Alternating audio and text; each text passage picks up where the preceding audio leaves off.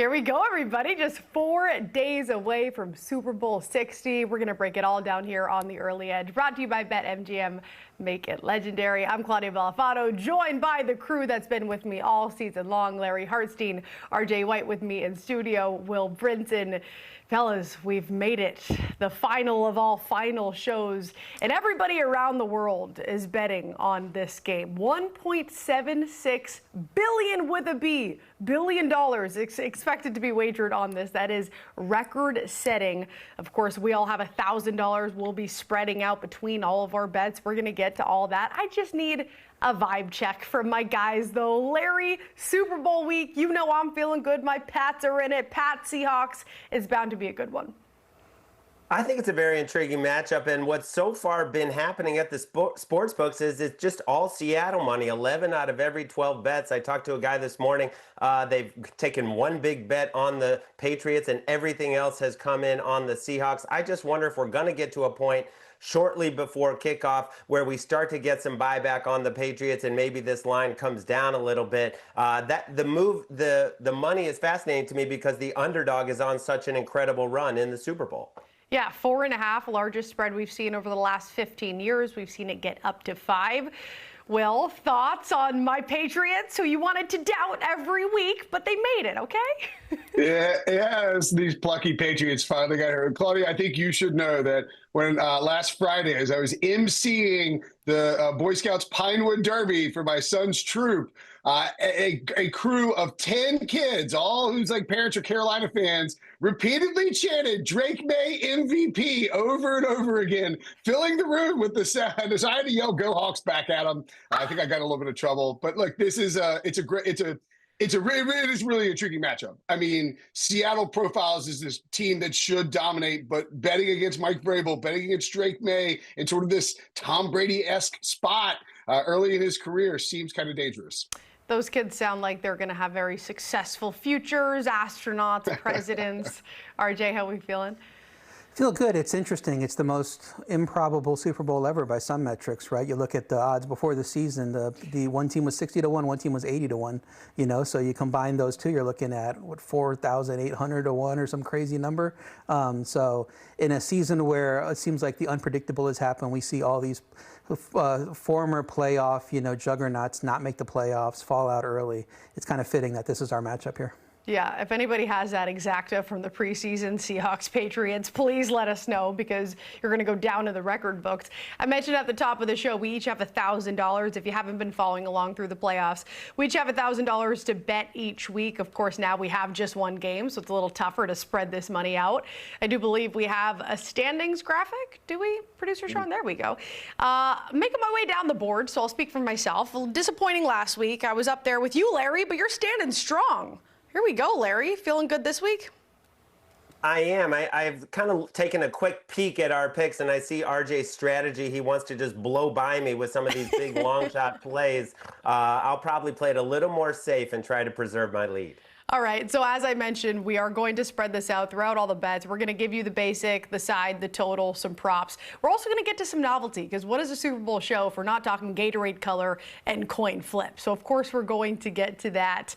I'll start with the guy who's at the bottom of the board, Will, because I can feel it for you. You're coming up here. We're starting with the side. I mentioned 4.5, the largest spread we've seen over the last 15 years. We're seeing it get to 5. Favorites overall, just 1-4 straight up, 0-5 ATS over the last 5 Super Bowls. You have confidence in the Seahawks, though.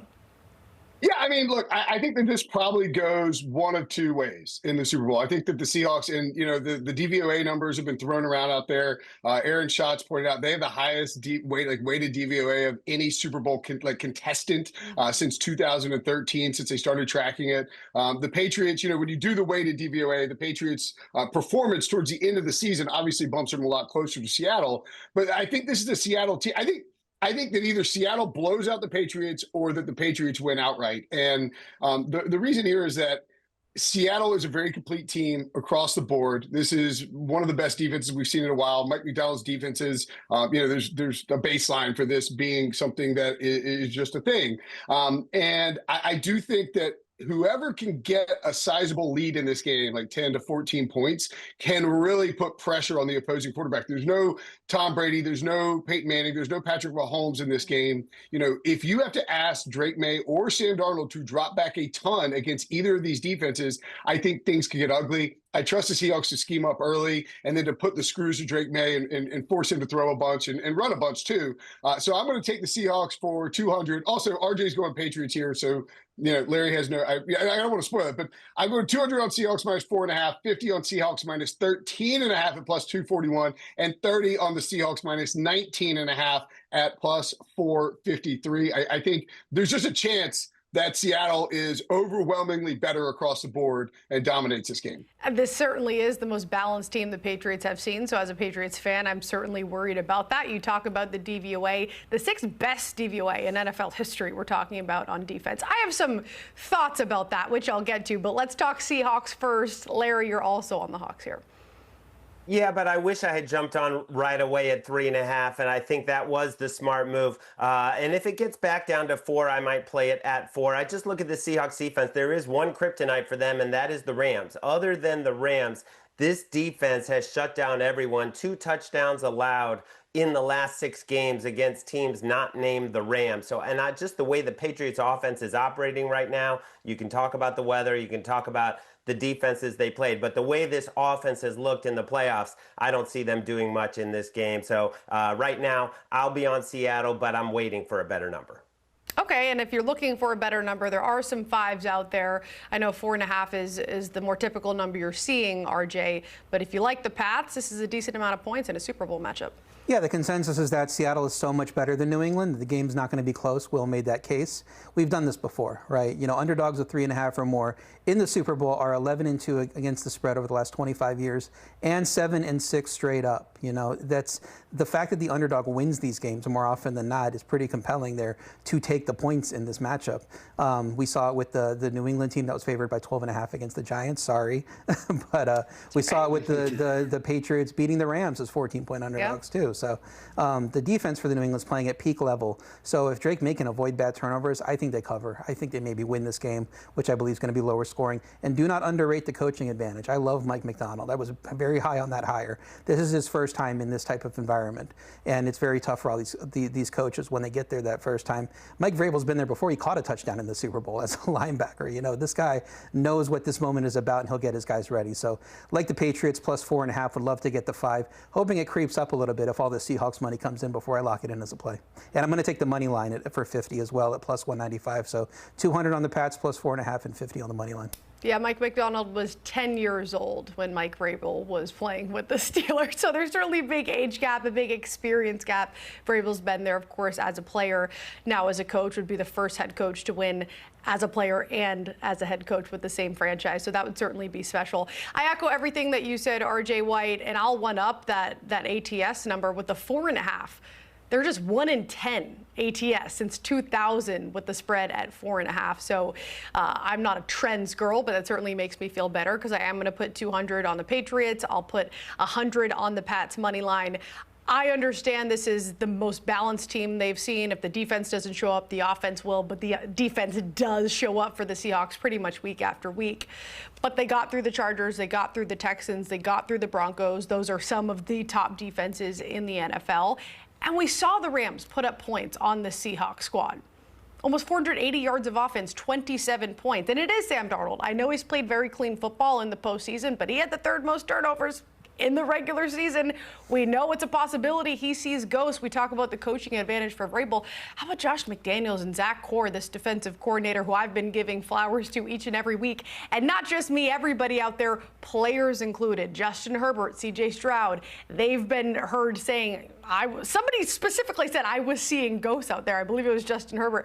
So there's a possibility we see some regression to the mean with Sam Darnold here. It's going to come down to Drake May playing clean football. He's going to have to use his legs, which I believe he will. We'll get to that later on. A few mistakes from Sam Darnold, and then both defenses stepping up. With Milton Williams, Christian Gonzalez healthy, this Patriots defense is different. So Yeah, give me the Pats. Not a homer pick. Hopefully I convinced you that wasn't a homer pick. I have a lot of reasons as to why I do like the Patriots. So we're split to start off the show 50-50, Seahawks, Pats. We got total coming up. Well, total, props, everything on the other side. Right here on the early edge, that man right there could make history with a Super Bowl win.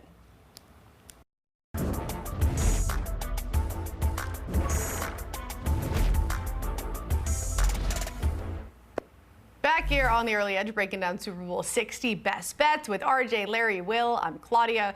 We broke down our favorite side play. Let's talk total, and then we'll get to some props. We saw 45.5, which is the smallest total we've seen since 2015 with the Panthers and the Broncos. Got pushed up to 46.5. That was quickly bought down. So 45.5 is the number we're looking at. RJ, what's your play on the total?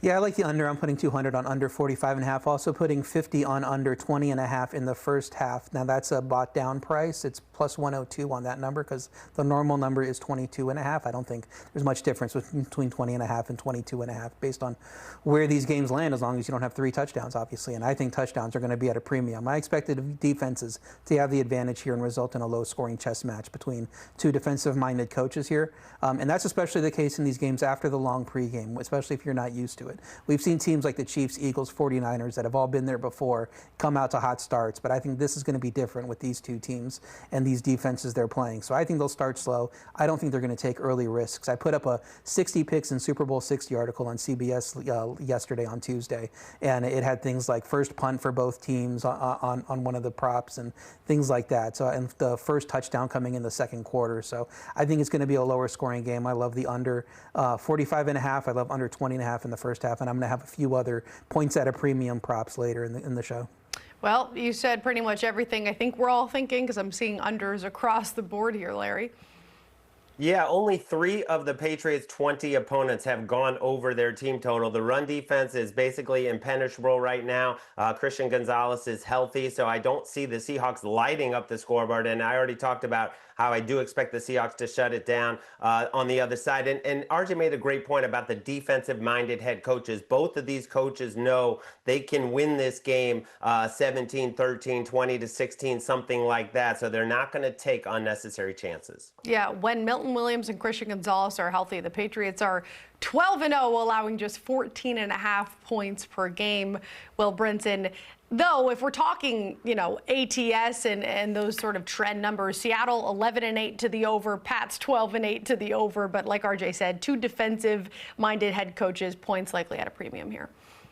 Yeah, I mean, we're talking about Mike Vrabel, who has, and we said this at the beginning of the playoffs when I think with the Chargers game, that was my favorite bet. Maybe the only bet I hit that weekend was the under in that game. But Vrabel is going to muck it up a little bit. He's going to be conservative. He's going to play this Belichickian Parcells type of style in the playoffs because he wants to keep it close and then give his team a chance to win, not make any mistakes. Mike McDonald, first-year head coach, or first-time coach in the Super Bowl, probably not going to be hyper aggressive with some trick plays early on in this game. I think we'd see some play action shots maybe on the first drive, but I think by and large, both of these teams, knowing the defenses that they're playing against, are going to be conservative on offense early. And, again, like, if this isn't the Super Bowl, this total is probably like 42.5 or 43.5, but because it's such a popularly bet game and people want to take the over, you're seeing an inflated total here. So I got 250 on the under.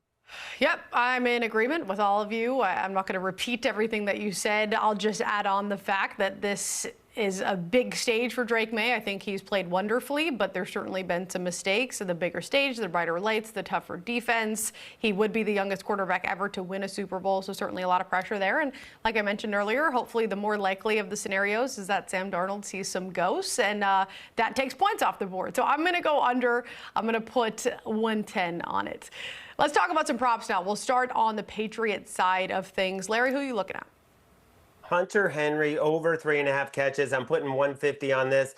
The Seahawks give up the most targets to opposing tight ends. And if you look in terms of target share, and if you look at the other teams in the top 7 that the Patriots have faced, Hunter Henry has had 5 catches, 7 catches, and 8 catches in those games. So he is a guy who is so matchup dependent. You can't really run well on Seattle. You can't really throw outside well on Seattle. The one thing you can do is throw to the tight end. So I love Hunter Henry over on catches. Well, I think we're on the same page here, Claudia. But look, Drake May rushing yards has been really good to me all season long, all postseason, and so I'm going to take it here. You know, there's a lot of ways you can get Drake May's over. I think it's 37.5. I've got 100 on that. Also 25 on over 50 yards. One, design runs from Josh McDaniel, which, you know, it's not something that we saw from him in spots with Tom Brady, obviously. Although we have seen Tom Brady run in some big games before. We've seen Tom Brady try to catch in some big games before. So I think it's entirely possible that they scheme up some stuff that Seattle's maybe never seen early on, get Drake May comfortable, use his legs, pick up some first downs. And then if Seattle's, you know, got this lead, Drake May, and they're pinning back their ears and rushing him, he's going to take off and run. He's an excellent runner. He's strong. He gets down. He doesn't take huge hits. I think this is a really good spot to see him get over 50 yards. And if you can find something out there that's like pretty pricey for him to break Jalen Hurts' record for most rushing yards in the Super Bowl, I don't really hate that either. Talking my language. Yeah, I've been playing this pretty much every week on Drake May. You saw what he's done in 2 of the 3 games. I don't really count the Broncos game because of game script there and the weather. But 66 against the Chargers, 65 against the Broncos. He's calling his own number. I think they're definitely going to have some design run plays, but a lot of the yardage is going to come from the scrambles. 15 sacks, 24 pressures. We've talked about some of the weaknesses specifically on his weak side with that offensive line. And now you're facing a Seattle front that's tied for the 2nd highest pressure rate in the NFL. I know we have a small sample size for them, but Brock Purdy, 5 carries for 37. You talk about Tom Brady running the ball, when it matters. Matthew Stafford ran for 16 yards. That's 15 more than he had in the entire regular season. So I think Drake May himself can cash this. Certainly the matchup works well.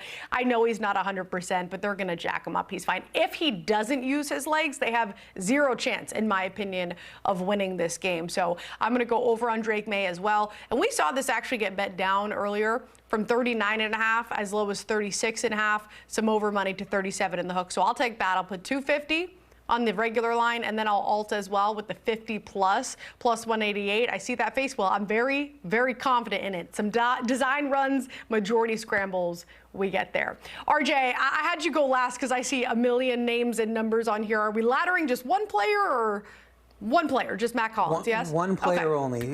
Lots of numbers. I do believe that they're going to attack outside because Drake May has his number 1 target back, and that's Mac Hollins. And that sounds like, what are you talking about? Stephon Diggs is the number 1 guy. But in these big games, we've seen Hollins be a co-number 1 and sometimes even outproduce Stephon Diggs pretty significantly too.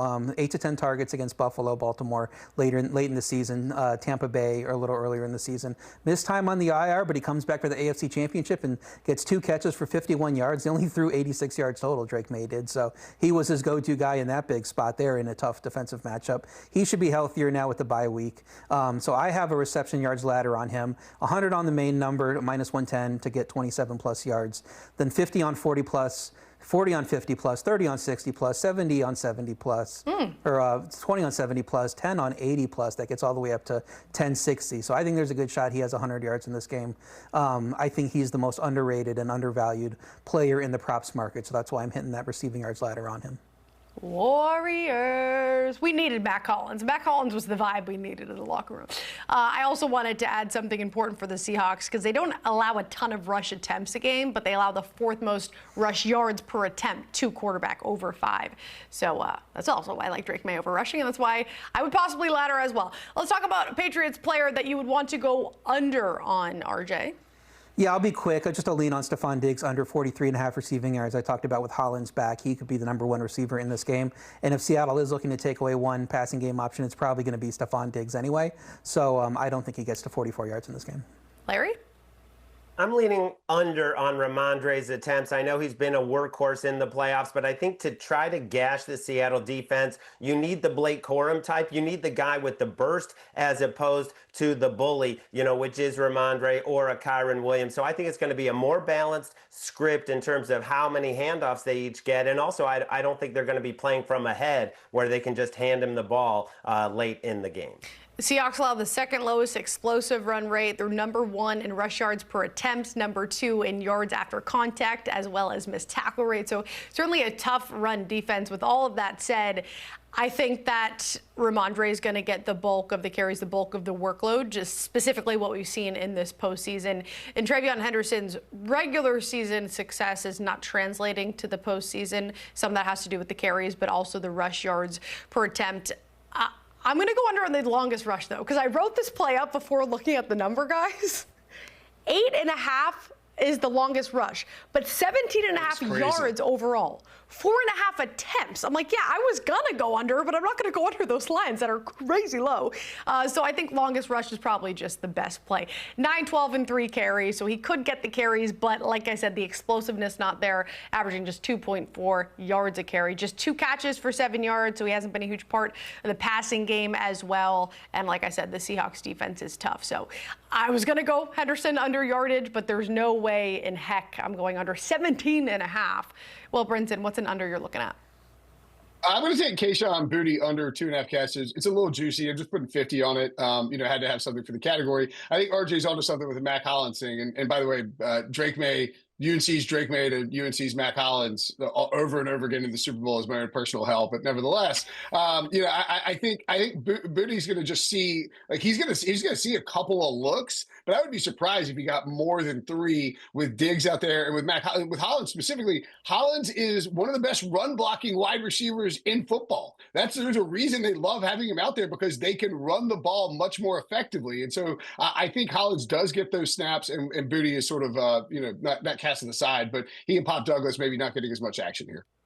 All right. Those are our unders. A lot of Mac Hollins talk, so let's just lead off there for our anytime touchdown score for the Patriots. RJ? Yeah, my lean would be him, obviously. Like I said, I think he's the most underrated and undervalued player in the market right here. But my play on this is going to be 10 on the defense special teams of either team to score the first touchdown of the game at plus 1,200. These teams had 13 of their 122 touchdowns between the regular season and postseason scored by defense and special teams. That's more than 10%. So you're getting good value on this just in general. And just going by touchdown frequency, that should be shorter odds than quarterback and maybe even closer to tight end, which is like plus 370 in this market. So everything else is wildly off, and you're getting terrible value on any other position but this one. So I think there's value to play on this prop. And I'll talk about defensive special teams touchdown in general at any point in the game later on. I think there's some good value there as well. Larry, quick hit on your anytime touchdown. Yeah, Hunter Henry has a 25% target share when the Patriots get to the red zone. That leads the team. Also 14% first read target share in the red zone. So Hunter Henry is my play. Only 3 tight ends in the NFL have found the end zone more than Hunter Henry over the last 5 years. It's George Kittle, Mark Andrews, and Travis Kelce. That's a pretty good grouping. So I also am going to go with Hunter Henry. I will put 50 on that. Will Brinson, who you got for a Pats touchdown?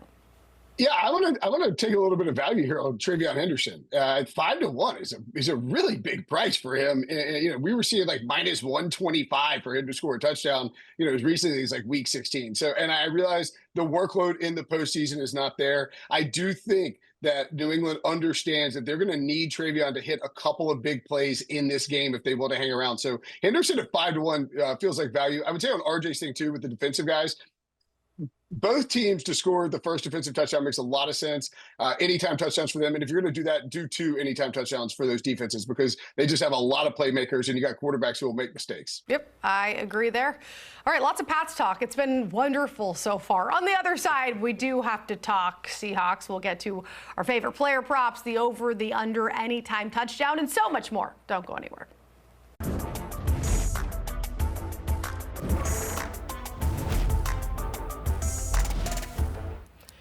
Welcome back to the Early Edge, here with Larry, RJ, Will. I'm Claudia, breaking down Super Bowl 60. We gave you our favorite Patriots props. Now it's time to talk Seattle. And the only person I see who isn't looking at Kenneth Walker for an overplay is you, Larry. I like his backup, George Holani, over 1.5 catches. I'm putting 150 on it. Had 4 targets last week against the Rams. And he was in there on the 2-minute drill because they trust him in pass protection. I'm not sure how much they trust Kenneth Walker in pass protection. And so he's taken on the Zach Charbonnet role, at least in the 2-minute drill. But he had more routes, 17 routes to Ken Walker only had 16 routes. So I love this play on George Holani over 1.5 catches. And then my other play, Nick Emanwari. the rookie. This is a game wrecker. Yeah, and I think he's going to make his presence felt in the Super Bowl, going over 5.5 tackles and assists. I'm going to risk 150 on this as well. He's basically the key to the entire defense because he's as strong as a linebacker. He's as fast as a corner. We saw him make the key pass breakups against the Rams. He actually led all defensive backs in pressures this season, had about 20 pressures from the safety position. So I think he's going to wreck the game, and definitely think he's going to get to 6 tackles and assists. Yep, love that play. Market agrees with you, juicing it at -140. You mentioned it, Ken Walker. That is the rest of this conversation. And you, Will, and RJ both have catching, but you're taking at different angles. Will, you're looking at the catches specifically. Yeah, and I like both of them. I think, what you see from the Seahawks, specifically, after Zach Charbonnet went down, but even over the last month, I mean, Kenneth Walker has been heavily involved in the passing game. He's so explosive when he gets the ball in his hands. He makes defenders miss. He gets great yards after the catch. And I think these little screens and quick hitters to Kenneth Walker are a great way to alleviate pressure on Sam Darnold, get him in a rhythm early, and sort of counter this impressive New England rush defense. Yeah, and I'm going to go with the receiving yards over 20.5. He caught all 16 targets in the last 5 games that Will's talking about, reached 28 yards 4 times in that stretch. It's only a lean, though, because as Larry said, Holani was very active in the passing game there in the last game, but he talked about the 2-minute drill, too. And if you like Seahawks to blow him out, I don't know how much 2-minute drill they're going to really need in this game. So Pat's tied for 5th most receptions allowed to running backs in the regular season, too. So both of these running backs can kind of eat in this matchup. Yeah, I was looking at Walker rushing plus receiving, and then I saw how much the rushing has been pushed down. We saw it from 78.5 down to 71.5. I'll take advantage of the market movement. I know the Patriots are a different defense, specifically with the run with Milton Williams. I know they've looked great in the postseason. Opposing running backs just 2.2 yards per carry. But Justin Herbert led his team with the Chargers in rush yards. And then we're talking about Woody Marks and RJ Harvey. Kenneth Walker has been one of the most explosive, one of the most effective when it comes to avoiding tackles in the NFL. And I truly believe that there's going to be some regression to the mean. Like I said, with Sam Darnold, you have to have a balanced attack, I believe, in order to beat this Patriots defense. So I will go Kenneth Walker over this number that has been lowered down, and I'll throw 100 on it. Let's talk some under props now for Seahawks specifically. Will Brinson, what are you thinking? So for the Seahawks under, I'm going to take sort of something that correlates a little bit with my Seahawks alt spreads, and that's Sam Darnold under 29.5 passing attempts. I think in a perfect world, both of these quarterbacks, both of these coaching staffs would like to have their quarterbacks hit the under on their passing attempts, because that means the defense is doing its job. It means they're running the ball. It means they probably have a lead. And obviously, if this is a closer game, if the Seahawks are completely unable to run the ball or trailing, then Sam Darnold's going to have to throw a lot. But I think Seattle will be successful on some deeper shots and then being able to move the ball on those screens, and Darnold's just not going to pass a bunch. So I like under 29.5 pass attempts for 50. Larry?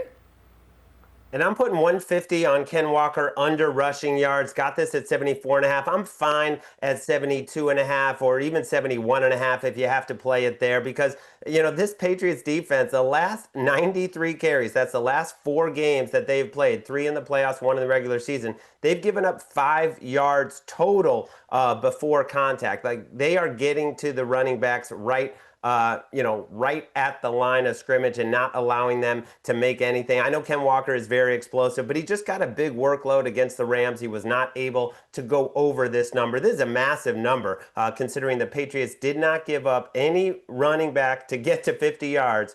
I don't know why I messed that up, but it did not happen all season with Milton Williams. You messed it up because you're going head-to-head with me. You got nervous. That's what happens, Larry. Okay, led the league in avoided tackle rate, 3rd highest explosive run rate. But there is a world you're going under 74.5. I'm going over 71.5, 72, 73. I'll take it. Talk to me, RJ. What are you looking at? Yeah, Larry has a really interesting Super Bowl where he doesn't like Ken Walker rush yards, but he loves them to blow them out.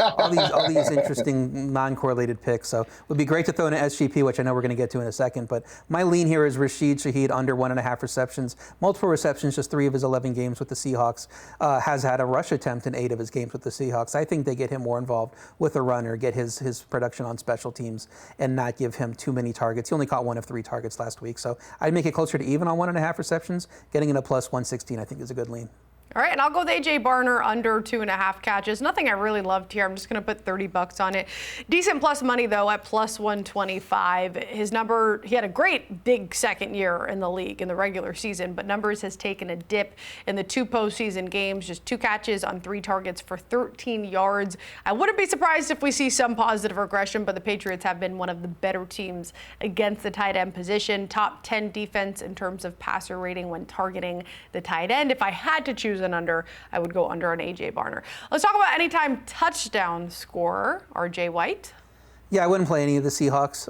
My lean would be to JSN if I had to. Jackson Smith and Jigba at around minus 110. The Patriots were one of 11 teams to average at least 1 touchdown per game allowed to receivers, even with the schedule that everybody dogs them on for such an easy schedule. They were giving up receiver touchdowns. So if I had to play someone, it'd be Smith and Jigba, but it's not a strong play for me. It's just a lean. Will? I'm going with Shaheed. I don't disagree with RJ's take that we don't see a ton of targets for him or a ton of catches for him, but I do think he's such an explosive player, and he's changed this Seahawks offense and this Seahawks special teams, by the way. So, obviously, if he scores, you would get credit for that as well as the Seahawks defensive touchdown. But I just think they're going to dial up some stuff for Shaheed, who had so much success with Clint Kubiak in New Orleans and then now in Seattle, that they're going to want some trickish plays for him in this game, and I like that number at the plus 390. And Larry, we're back on good terms because we're both looking at Cooper Kupp. And hey, Super Bowl 56 wasn't that long ago, okay? 8 catches, I should say, 92 yards and 2 touchdowns. We could see one here. Yeah, and he looks good. 9 catches on 11 targets in the playoffs, including a touchdown. And I just think with all the attention that JSN is going to get, I mean, that has to be priority number 1 for the Patriots backfield. Cooper Kupp could get loose, and he's obviously very trusted in this situation. Yeah, 4 catches and a touchdown so far in the postseason. 3 of those 4 catches came for third down conversions. The touchdown ended up being game winning. So there's still some of that clutch gene in him. I know it's a very different role than we've seen in the past, but I also like Cooper Kupp, so I'll put 20 on that. Here we go. We're ripping right through these props. When we come back, we're going to have a little fun, okay? Same game parlays. We're talking Gatorade. We're talking coin flips. All that on the other side here on the Early Edge.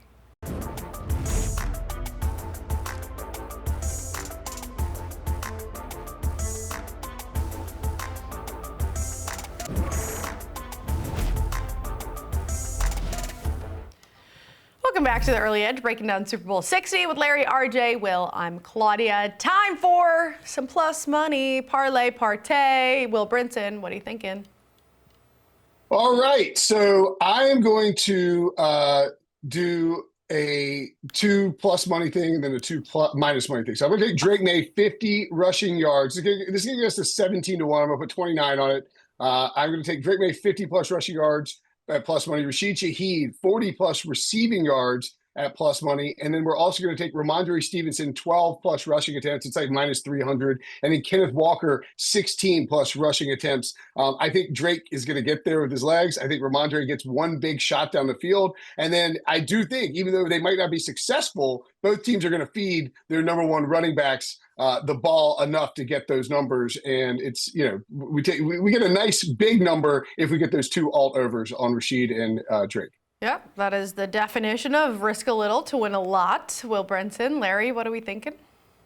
I got plus 750 same game parlay. Seahawks minus 2.5, taking that under the key number. The game under 51.5, pushing that total up. So even 27-24 will not hurt us. Sam Darnold, 200 plus passing yards because they will not be able to run the ball well. So I think he's going to have to throw, coming off 346 last week. Stephon Diggs' longest catch under, because if you look at his ADOT, it's gone way, way down in the playoffs. And George Halani, we talked about him as the receiving back with 4 targets, over 1.5 catches. That comes out to plus 750. And Claudia, I've got 3 more plays for our contest. I'm going to put money on the Seahawks not to convert a 4th down at plus 125. That's going to be 100 right there because they only tried 12 4th downs all season and they only made 7 of them. And the Patriots actually have been very tough in allowing 4th down conversions. So that's 100 right there for plus money. And then 150 on each team to make a 33-yard or longer field goal, because I do think the defenses will rule the day. They're going to force some field goals, and we have two very good kickers in good conditions. And then this one I love probably the most. Combined sacks over 4.5. This is coming back at -150, but I'm going to put 150 on it. Drake May, his pressure to sack rate is about 46% in the playoffs. That is absolutely historic. Maybe he doesn't take 5 like he's taken to get us there by himself. Maybe he takes 3 or 4, but I'm confident in both of these defensive fronts to get us to 5 sacks. We're betting yardage on field goals. That's how you know it's the Super Bowl, baby. RJ? Yeah, my lean is a plus 1,000 lean. It's 3 guys I've already talked about. Mac Hollins over 50 plus receiving yards. Stephon Diggs under 43.5 receiving yards. Kenneth Walker over 20.5 receiving yards. Rather than go into them too much detail, I'll give my bonus plays here. 100 on neither team to score 30 at -135. 50 on neither team to score 25 at plus 185. 20 on neither team to score 20 at plus 650. Like I said earlier with the under, I don't think either of these teams get to 20. Love the price on all of these in a game where points are going to be at a premium. And speaking of that, I'm also going to put 50 on field goal to be the first score of the game at plus 110.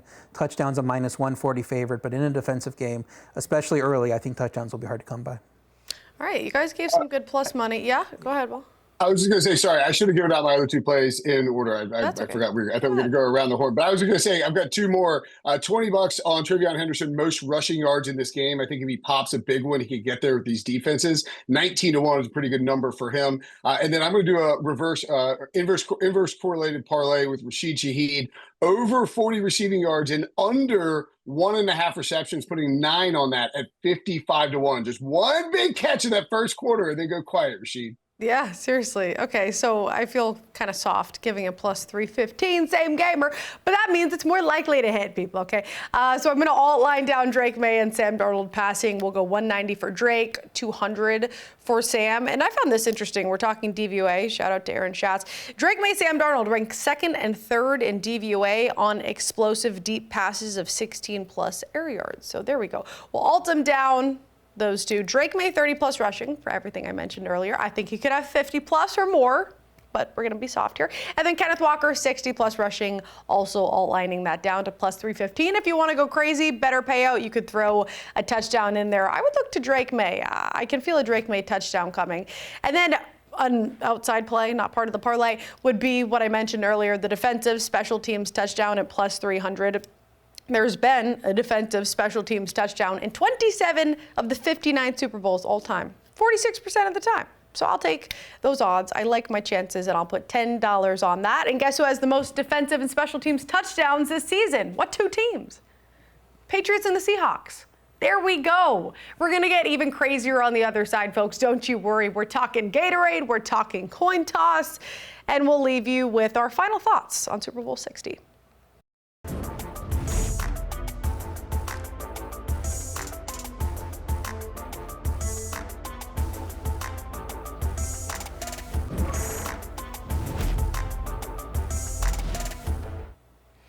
All right, so we gave you all of our real props, I'll call it. Our real props, our favorite side, our favorite totals. Now it's time for the novelty props. If you've never bet on the Super Bowl, yes, you can actually bet on the Gatorade color that's going to be spilled on the winning coach's head. You can bet on the coin toss. That's a quick get in, get out, but it's quite literally 50-50 chances. So, RJ, you've been doing this a while. How do you approach a market like these 2? Yeah, coin toss, you have to get plus 100, obviously. There's no doubt about it. There's a 50% proposition. If you're going to play it, I like heads this year. They say tails never fails, but they also said that about the Chiefs. And we've seen this Super Bowl this season, like I mentioned at the top. A lot of teams have failed that we expected to be good. In this unpredictable season, I like to back heads. And then on the other prop, the Gatorade prop, you get 3 options that are pretty close to even at the top for co-favorites. I like just throwing all those out the water. One of them is probably going to win, but who knows out of the 3? I don't think you're getting good value on any of those. I like digging deep, looking for something like the water clear, like the red, and I'm going to go purple. It's won a few times of late. The Chiefs have had a purple Gatorade shower a couple times, and you know how these teams like to emulate the Chiefs and try to be a winner. So maybe someone else put some purple Gatorade on the sidelines, and we see a bath there at like plus 800, I believe it is. Larry, what's your sharp approach to these markets? Well, like RJ, I'm tired of everybody using the tails never fail, so I'm going with heads. But on the Gatorade, I think there is something to the fact that the Seahawks are going to be wearing their Navy uniforms. The Patriots will be in white. But what is the Seahawks' other main color? It's that lime green, that action green, as they call it. So that's what I'm going with. You can take a yellow/lime green and cash this ticket. But the Seahawks aren't winning, so. Well, that is. Will? You know what? I hate to break it to you guys, but tails does in fact never fail or never fails. Tails never fails. Give me tails. I like tails. I'm a tails guy. That could have came out a little smoother, but that's okay. Yeah. Plus, like, shout out to tails. I think I had a tails doll at a Super Bowl a few years ago. This is my son Robbie's Sonic toy. So like tails never fails. And I'll take lime green too. I think the Seahawks win, and that's what color we're getting. Plus, it's the most refreshing. Okay, this is good analysis. I'll give you a stat here. Last 59 Super Bowls, tails has appeared 3 times more than heads. The past 10, it's been tails 6 times. I'm going to go tails. And how about some Glacier? Glacier Cherry, which is actually white. So white clear is what I'm betting on. That's an actual good payout. I'm going to put $10 to win 100 because why not? Also, fun fact for you on the winner of the coin toss, they lost the last 8 Super Bowls from 2015 to 2022, and 9 of the last 11. So I also didn't say that correctly, but that's kind of interesting. The winner of the coin toss, 9 of the last 11 lost. It's crazy. Okay, Super Bowl MVP. This is something that takes a little more thought to go into. Of course, it's most likely a quarterback award. Larry Hartstein, how do you bet it? Most likely it is, but I think we all agree this could be a defensive-dominated Super Bowl. So I was looking for a defensive player on the Seahawks, and Nick Emmanwori just jumps out to me as a guy who could make plays, possibly an interception. He can also have a sack fumble. He can also jar the ball loose from anyone and get a sack as well. So this is a guy that I like to have a huge impact on the game. His impact has been clear already down the stretch. Why not at plus 10,000? Will? Yeah, I've got a trio of longer shots for MVP. I got Emmanwori as well, 100 to 1. I'm going to put 5 on that. I think if this is the defensive game that we think it is, or if it is a Seahawks blowout, you could definitely get a defensive player who scores, or maybe a defensive player just giving that nod when you got a lot of time to think about who to give it to. I'm going to put 2 on Milton Williams at 250 to 1. I think if the Patriots win, he will be in Sam Darnold's kitchen all game long, and it will be recognized. Then I'm going to throw $15 on Rashid Shaheed at 33 to 1. I think if we get a big punt return or a kick return for a touchdown from Shaheed, or one of those explosive plays, one of the few touchdowns in this game, he could easily be acknowledged as the guy who was the difference maker for Seattle. Lots of defense love, RJ. Yeah, and it's hard to predict which player it's going to be. We've seen Malcolm Smith, we've seen Dexter Jackson, very unexpected picks there. So I'm just going to put 10 on any defensive player at 16 to 1. You can find that at some books. If I had to pick a player, it'd be DeMarcus Lawrence. He's had a sack and forced fumble in 3 of the last 4 games. I'm putting 9 on that to happen at 11 to 1 as well here. And then I'm going to put 1 on my guy, Matt Collins, at 300 to 1. See if I can cash $300 on a big Matt Collins game. These are all cute stories and pretty payouts, but you guys know it's Drake May, people. He's going to be the youngest quarterback in NFL history to win a Super Bowl. He's going to do it with his arm, with his legs, against one of the toughest defenses in recent history in the NFL. Maybe a touchdown or 2 on the ground as well. Okay, let's wrap this up. Super Bowl exact score and final thoughts. Larry Hartstein. Sorry, I couldn't hear you. Larry. Sorry. Oh, sorry. 23. Yeah. Go ahead. 23 to 16 Seahawks. One reason, another thing that favors the under, both of these teams play pretty slow, bottom 10 in pace in terms of when they snap the ball. Okay, Will Brinson, final score, final thoughts. I'm going to go 21-10 Seahawks beat the Patriots. I think it's a really low-scoring game. I think you can alt under this. It should be a hard-nosed, hard-fought battle, but I think Seattle comes out on top by double digits. RJ? I'll be rooting unders all game. Punts, field goals, like I mentioned earlier. That's where I think the value mostly is. So Patriots 19, Seahawks 17. Pats 20, Seahawks 17. Sam Darnold see ghosts, a few costly mistakes. Certainly, though, points will be at a premium. Patriots come out on top. Oh, it's going to be glorious. Thank you, fellas, and thank you guys for hanging out with us here. Don't forget, you can catch the Early Edge Monday through Friday. It is our daily SportsLine betting podcast. Scan that QR code now to check it out.